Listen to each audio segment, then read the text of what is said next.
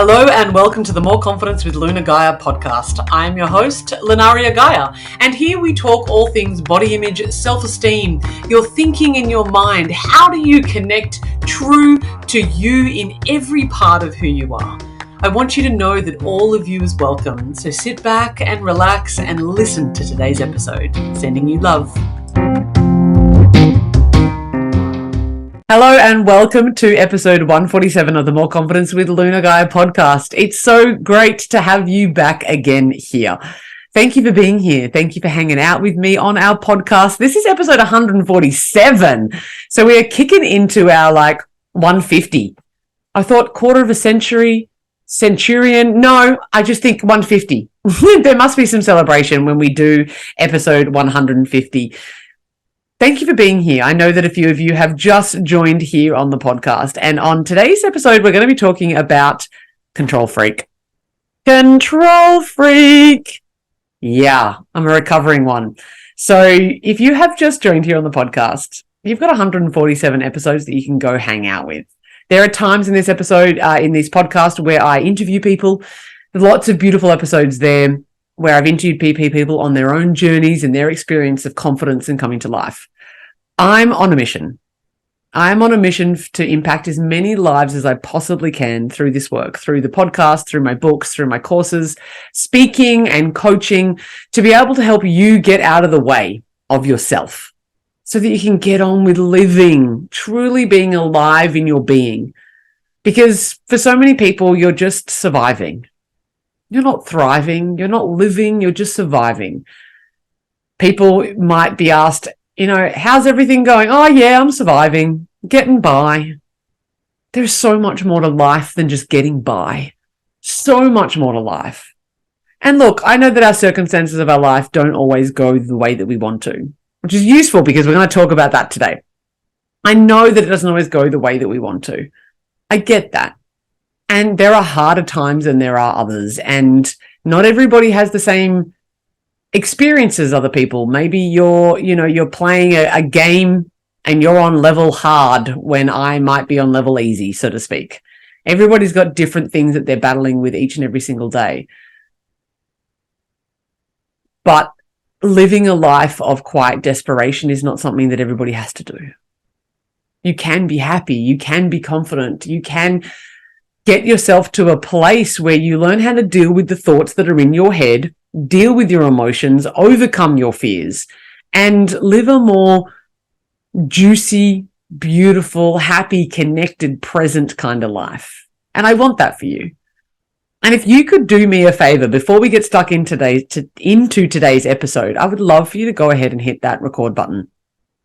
The record button, I want you to go ahead and hit the subscribe button. Hit that subscribe button, the follow button, whatever it is for you on whatever platform you're listening or watching. It helps more than you could possibly know. Because every single time you hit the follow button, if you haven't done it already, if you already have, thank you so very much. If you're new here and you haven't yet hit that follow button, what it does is just tell the podcast algorithmic gods that people like this, and it will promote it to other people. It literally helps get this podcast out here more, because this is the work that's going to help change your experience, change the way that you feel about yourself, and make you a happier, more confident and healthier individual. And I know that you want that, and for those around you as well. So thank you so very, very, very, very much. There are only 3 things in this world that you can ultimately control. And by the end of today's episode, I'm going to share with you what those 3 things are. But before I do, how many of you feel the need to control things around you? To get everything in line, to get the environment, other people's behaviors, circumstances, things around you. How often do you feel like you need to have things in control? I've come to learn something. The control freaks in the world don't necessarily like the term control freak. Now, clearly that speaks to me of my recovery of being, I wouldn't say I don't like the term controlling. I just like everything to be in control. right? I like to feel in control of everything. I like to feel like I'm on top of everything. When things feel out of control, I feel a whole bunch of anxiety and uncertainty. You can relate to that, right? Maybe you're a bit of a control freak yourself. Is there a better word for it, maybe? Instead of control freak, we could call ourselves a control fairy. Let's go with that. Are you a bit of a control fairy? It doesn't have quite the same connotation, but you get the point. You have experienced this need to feel like you need to get everything in order. And when it's not, your ability to be able to deal with the chaos breaks you, right? When things don't go to plan, when there is more uncertainty, your ability to be able to cope diminishes.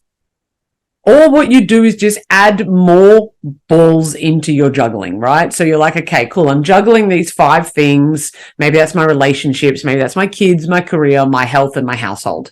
And I'm juggling those 5 things. And then all of a sudden, someone else gets sick. You know, your father becomes unwell. Now you have to juggle that ball. And the car breaks down. Now you have to juggle that ball. And now all of a sudden something else happens in your life, like a pandemic, and now you have to juggle that ball.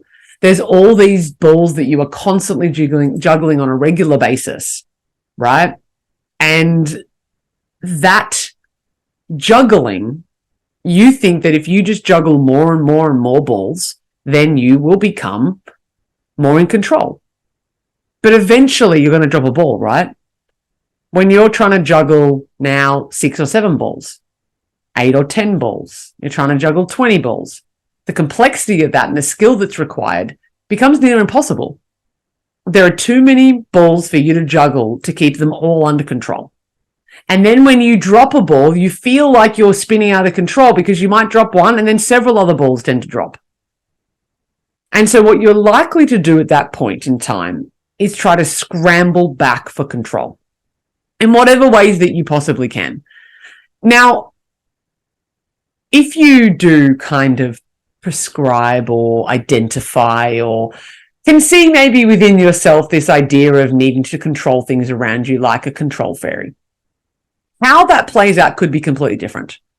For some people, they need to have their house spotless at all times. You know, like nothing can be out of place. Before they go to bed, everything needs to be done all the time.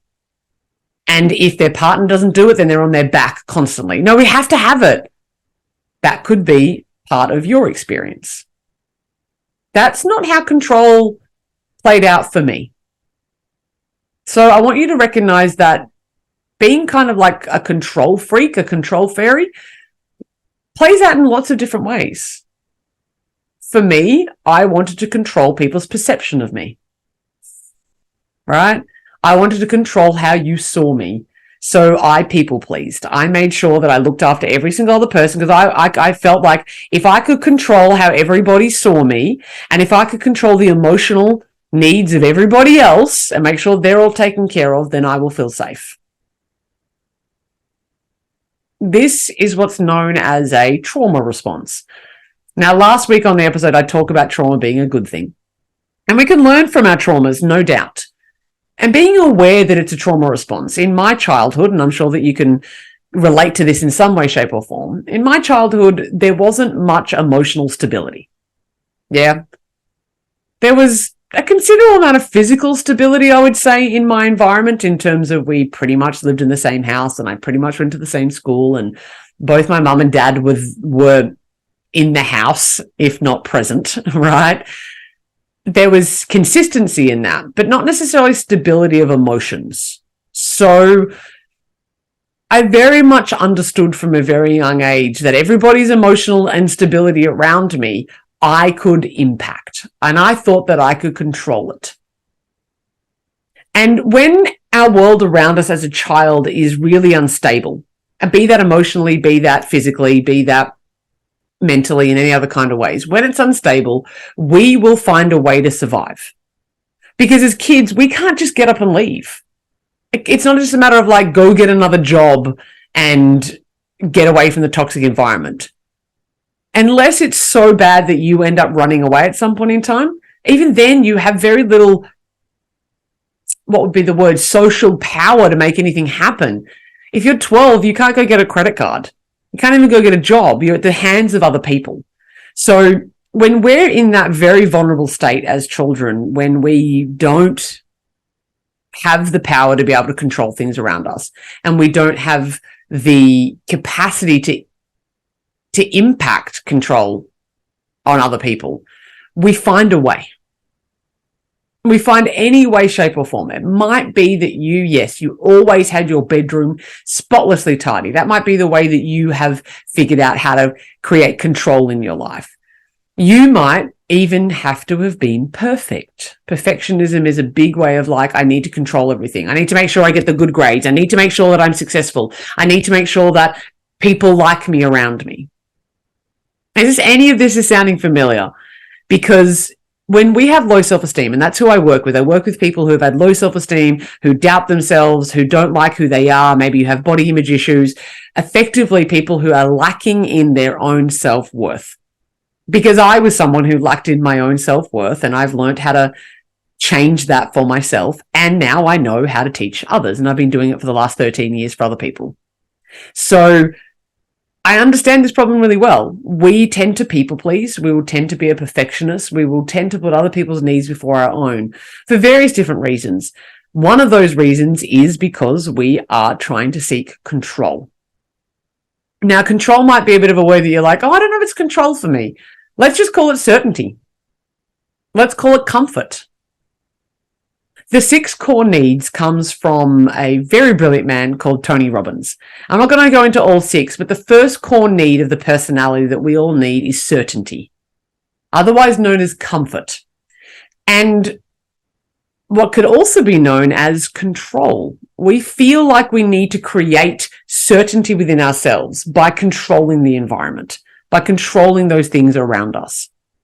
What happened for me was that eventually led to food obsession. I could control food. I could control how much I had. I could take in as much as I wanted to. I didn't go to the point of anorexia. It was the other way round. I could feel comfort and certainty knowing that that McDonald's family meal was going to make me feel safe and warm. Even if my bedroom was an absolute dump, I knew that I could eat garbage, even if my environment was garbage. I knew that I could find safety. I could feel security. I could feel comfort in controlling what I was eating. It eventually led me to an eating disorder because at some point I was like, oh, okay, I'm fat now and the world didn't want me to be that, so I didn't think. So now I need to control my food in the opposite way. By not eating enough, by cutting out major food groups that my body clearly needed. First time I did that, I was 16, by the way. This is a trauma response. We react to the fact that as a child, we didn't have any power to be able to control our environment. Not particularly. We could chuck tantrums, we could beg, borrow, and steal, we could go insular, but they were all just a reaction to the environment. Now that we're an adult, that survival mechanism that really served us as a child is actually holding us back. And what I see in the world is that majority of people are out there in the world attempting to control the 97% of things that they can't control and paying no attention to the 3% of things that they can. They're the 3 things that you can control that I'm going to talk about very, very shortly. Ultimately, there are only 3 things. And if you can think of any more once I tell them to you, please send me an email at loveyourself@moreconfidence.com.au. And I'm going to riff on that a little bit because I've been searching. Is there anything else that we can control apart from the 3 things that I want to share with you? We have capacity to influence things. We can influence people. We can influence circumstances, but we have no control over other people's behaviors. We have no control over people's viewpoint of us. We have no control over outcomes. You could potentially look at, maybe you're an Olympian, right? Because I'm sure lots of Olympians listen to this podcast. But let's take, for example, that you are an Olympian and you train for 4 years, probably your whole life, but you've got 4 years between the Olympics and you train and you train and you train and you train and you train. You do everything in your power that you can possibly do, everything that you can control. And at the Olympics, somebody beat you by 0.01 of a second. And that's the difference between you becoming fourth and you getting a bronze medal in the Olympics. And your race is over and it's done. And that's it. You have no control over the outcome. You don't get to decide whether or not you're going to win the gold medal. You can decide it as much as you want, but what happens in that race is not up to you. And it's the same with the people around us. The people around us, we do not get to decide what they believe. We do not get to decide what they think. We do not get to decide how they act. That is not up to us. None of those things are up to us. The circumstances of our life. We have far less control than we possibly could ever imagine. But if we harnessed the three things that we actually do have control over, then we become far more powerful. It's kind of like spending all of your energy wishing for a different outcome to a movie that's already been written. Come on, it's got to be different this time. It's got to be different. It's got to be different. It's got to be different. And you spend all your time and energy, and you write to Parliament and you say this has to be different, and you go on protest and do campaigns. The movie's already been written. And even if there's a rewrite on that movie, the original has still been written. You can't control it. And that's what most people are doing. And so no wonder why most of us are unhappy. Because you're attempting to control things that are outside of your control. And I've explained to you why we're doing that for the most case. We are attempting to get certainty. We're attempting to get safety. Tony Robbins says that the more uncertainty that one can handle, the better the quality of your life gets. Because, truth bomb, life is uncertain. You just literally do not know what is around the corner. You do not know what is coming. If anything that we have learnt from the pandemic is that very thing. You had plans, you had weddings, you had holidays, you had courses booked, you had ideas of leaving your house, you had jobs, you had a way of life. And then boom, in a flash, it all changed. Like in, I think, last week's episode, I spoke of this, that the only certainty that we really have in this world is uncertainty. So if you're cruising around trying to get certainty externally in this world that is constantly changing, that the only guarantee that you have is that it's going to change and that it's going to be uncertain, then you are going to be miserable. Because when the circumstances change on you, you won't be able to adapt. And you're just going to yell at the clouds for being overcast rather than taking an umbrella to school. Your level of uncertainty and your ability to be able to deal with it is going to determine your quality of life. Because life is uncertain. How? How do you build your capacity for more uncertainty? It's to stop trying to control everything around you. Stop trying to control the people around you and ask yourself, do I have control over this? Do I really have control over this? Because most of the things that you are trying to control that you can't are stressing you out. I'll give you an example. I was talking to a client just today going through a relatively messy divorce, certainly not a pleasant, amicable kind of divorce situation. And I'm not going to mention any names, of course. Circumstance came up where a school event for their child came up, and my client decided to be the grown-up and what they perceived to be the bigger parent, and invited the other parent via email to the event. Said, hey, this is coming up.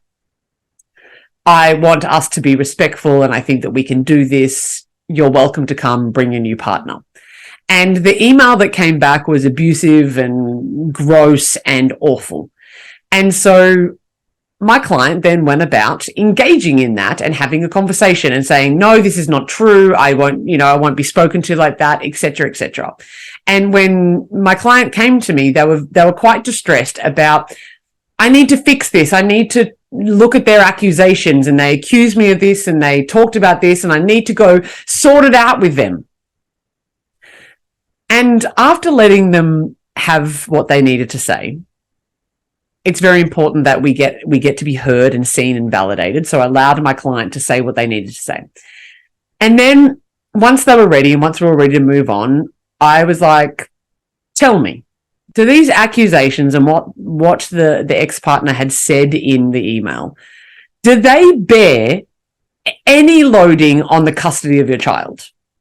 And my client was like, no, there's no claim being made. There's nothing official about it. And I was like, right, then it's none of your business what he thinks about you. There's obviously a bigger conversation than that. But when we attempt to control the narrative of how other people are perceiving us, that's just going to cause us stress. When we are attempting to say, you can't think that about me, or you can't say that about me, and yeah, you want to set boundaries in terms of if you're getting violence or abuse, you want to say no for sure. But if their ex-partner wants to say crappy things about them, they have no control over that. You cannot control. You can influence that potentially. But if you keep trying, we all have heard that term, you can lead a horse to water, but you can't make it drink. Even if you salt its oats. You can lead a horse to water, but you can't make it drink, even if you salt its oats. You can't force anybody to do anything. And obviously you can with violence. I appreciate that, but we're not talking about this here. That's not the kind. I'm trusting and hoping that no one here wants to force anybody to do anything with violence. You can't force people to do things. You can't force life to go the way that you want it to.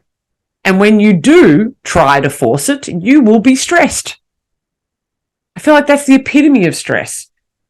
Stress is being at dis-ease with the current circumstances. Now, I hear some of you kind of going, but he shouldn't say that kind of stuff. Yeah, well, you can get mad about it. You can get upset about it and absolutely acknowledge and validate your feelings that you're experiencing around that person saying that about you. But that's not going to change whether or not that person says that thing about you. You can't stop them thinking that way. So you need to, at some point, make the decision to go, what can I control? What are the only 3 things that are in my control? You ready? You might want to write this down. There are only 3 things that I believe in my, 13 years professionally doing this and my 25 plus years of doing it personally for myself. 3 things that we can control. TBA. You can remember it that way. TBA. Thoughts. Beliefs. Actions. The 3 things that you can control, and the only 3 things that you can control, are your thoughts, your beliefs, and your actions. Now, some people might be going, well, I can control my emotions. Good luck. When you get hit by a Mack truck of disappointment or stress, sadness, grief, you're not in control of that emotion at that point in time. This is a whole different podcast episode, but your thoughts inform your emotions, and your thoughts you can control. Now, you might be sitting there scratching your head going, I can't control my thoughts. It's a mess up there. It's an absolute circus. My thoughts are all over the shop. I have no control of that. Well, yeah, you do. It's just that right now you're not taking control. Like I said before, most people are spending 97% of their energy, 90% of their time say that again. Most people are spending all of their energy trying to control the 97% of things that they can't control, and ignore the 3% of things that they can, their thoughts, beliefs, and actions. Whereas if you flip the switch, if you took all of your energy and you focused your energy on what you can control, your thoughts, your beliefs, and your actions, then you would find that you actually have more control. And what that also does is gives you a sense of certainty and safety and security, like I spoke of before, the first core needs of Tony Robbins. It gives you a sense of certainty that is internal. Because if you're relying on whether or not the neighbor cuts their lawn as to whether or not you feel good today, you are setting yourself up for disappointment. If the weather has to look a certain way, if your current circumstances have to look a certain way in order for you to be happy, you won't be. At least most of the time. Because circumstances change. You don't always get the results that you want in your life. But If, on the other hand, you focus on your thoughts, your beliefs, and your actions, TBA, you are in now true power. True power, you're empowered. Even though it's an E in English, it's internal power, in. Or even empowered is like, it is internal. It's I'm powered. You are powered. That's where it's coming from. Rather than externalization of the 97%, it's internalization of the 3%. And when you have that 3% and you really nail those things, my goodness gracious, your life gets transformed for the better forevermore. So you can direct your thoughts. If you go back to one of my earlier episodes about negative thinking, you will find ways to be able to help deal with your thoughts. Perhaps you want to join one of my courses or even read my book, Perfectly Imperfect, Your Complete Guide to Loving Yourself and Loving Your Body. The first section of it is on your thoughts, the mind. So the first part of the book is a 3-part book. The first part of the book is on your mind. And I literally show you step by step how to take control of your mind, which includes the second one, your thoughts and your beliefs. Your thoughts and your beliefs. You can decide what you believe. All of your beliefs are made up. You didn't come here to this planet believing that you were unworthy. You weren't born believing that capitalism sucks or that politicians are evil. You didn't come here believing that. At some point in your life, you have developed evidence based on thoughts and those around you, probably as a child, that has led you to believe what you do now. But your beliefs have changed. Maybe your beliefs have changed about parenthood now that you're a parent or not. Maybe your beliefs have changed about pharmaceutical companies now that the pandemic happened. Maybe your beliefs about Santa Claus have changed since you were a child. Our beliefs have changed. They do change and they can change. And a belief is a thought repeated with emotion. So the more that you repeat a thought, it becomes a belief and you'll go collect evidence for it. You don't have to believe everything you think, nor everything you believe.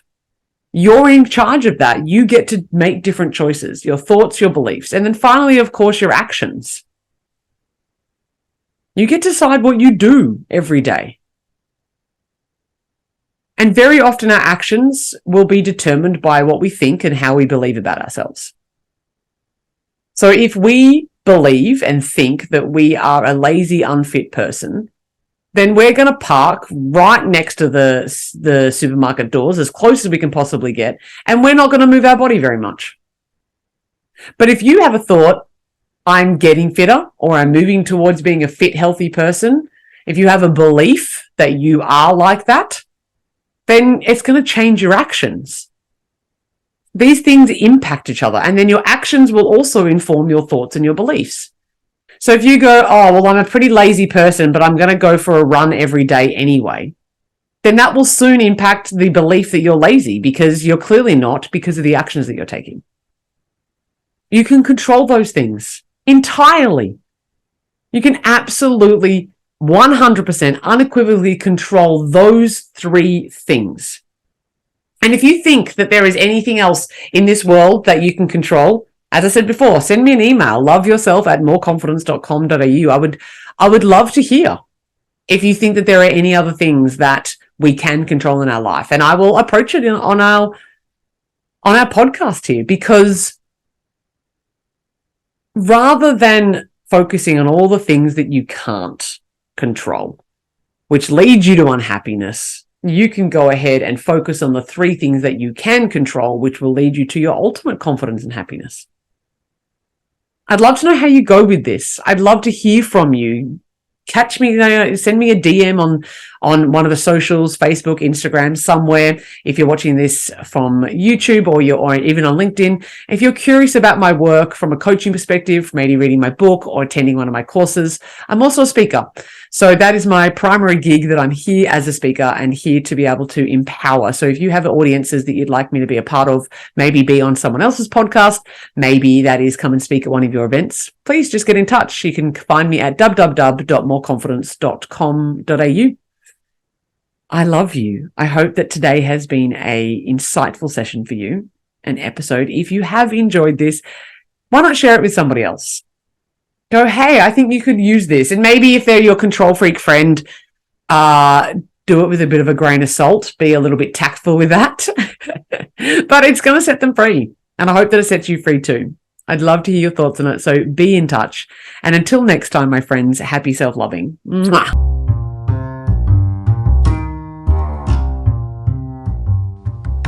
Thank you so much for listening to the More Confidence with Luna Guy podcast. I hope you feel more confident, more self-assured, and ready to go tackle the world's problems and maybe kick ass in some of your dreams. If you haven't already, I would love for you to like and subscribe, follow, and maybe leave a review so that other people know how to find this awesome podcast too.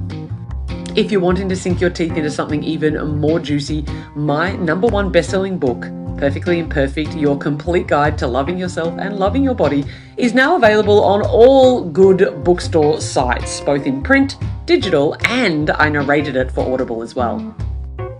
If you think that coaching or maybe one of my courses is for you, why not head to www.moreconfidence.com.au and get in touch and see if we can talk. And of course, you can find me all across the social medias. That's Facebook, Instagram, TikTok, Twitter, YouTube, which is where you're probably listening now, or maybe even here on the podcast platform. Sending you big love and wishing you a beautiful day.